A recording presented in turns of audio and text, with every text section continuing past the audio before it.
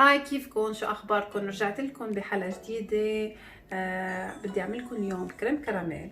مع انه احنا قاعدين هلا بالبيت وبالحجر الصحي وبدنا ناكل. بدي اعمل لكم ديسير كتير طيب وسويت، لانه ما بده شيء، بنعمل بالفرن والمكونات كتير سهل، موجوده باي بيت. المكونات: عندنا 8 بيضات، عندنا فاني، عندنا 200 جرام سكر رح ندوبهم هلا، وعندنا 200 جرام سكر رح نحطهم مع البيض، وعندنا لتر حليب. هلا رح نبلش اول شي بالسكر، رح ندوب السكر 200 جرام كيف ما قلت لكم. اوكي، هلا بدنا نحط 200 جرام سكر على النار ليدوبوا.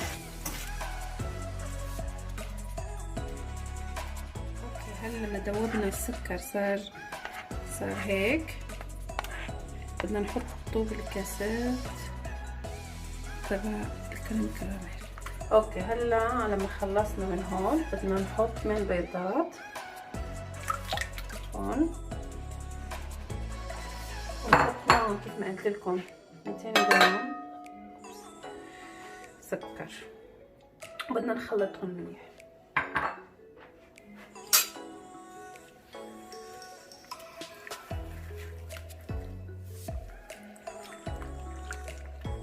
بس نخلطه منيح، نحط ملعقتين فاني، وبعدين نحط الحليب.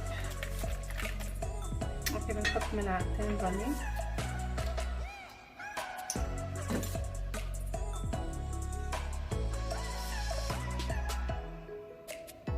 اثنين،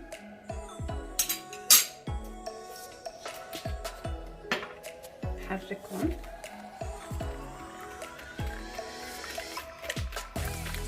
بعدين بنحط الحليب. كثير هين عن جد ما بده شي، بس اهم شي الفرن. بده يكون على 150 درجة الحرارة، 150 و25 دقيقة. وبدنا نحط مي بالصينية رح تفوت بالفرن.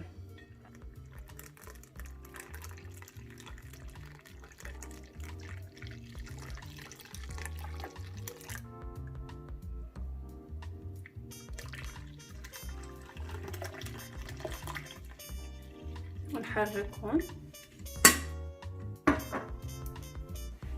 مرة تانية، نحركهم كمان، وهو رح تشوفوا رح اصفيه هون كل تشيل تروح هيدا الرغوة اللي بتكون فوق. اوكي، هلا بدنا نصفيهم.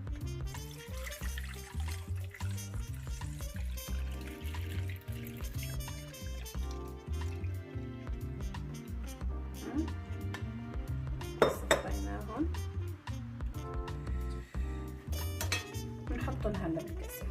اوكي، هلا بدنا نسكبهم.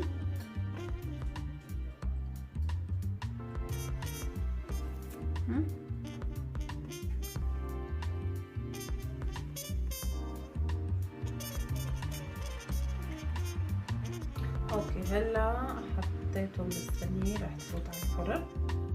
نعبيهم مي، منيح. اوكي، هلا 25 والحرارة 150 وبس من تحت. اوكي، هلا رح احط انا الصينية جوا. هلا طلعتهم من الفرن بعدهم سخنين، بدي اخليهم هلا شوي يبردون وبعدين بدي احطهم بالثلاجة. يفضل انه يضلوا ليلة كاملة بالثلاجة، وبكرة انا رح افرجيكم الشكل النهائي تبع الكريم كراميل.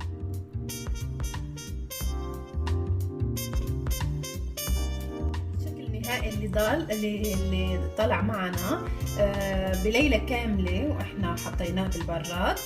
حطيتهم انا بالكاسات شفتوا، واللي ضل عندي من الكريم كراميل حطيته بصينيه راوند، وهيدا الشكل تبعها رجعت حطيتهم هون وزينتهم بهيدي الطريقه مع شويه فريز واي شيء بدكم اياه انتم عندكم بالبيت فيكم تعملوه.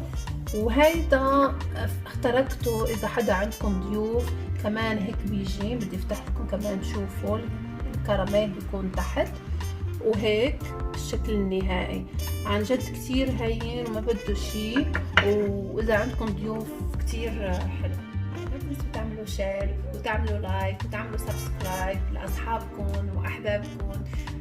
ميرسي كتير لكم انه حضرتوا ماي فيديو. ثانك يو. باي باي.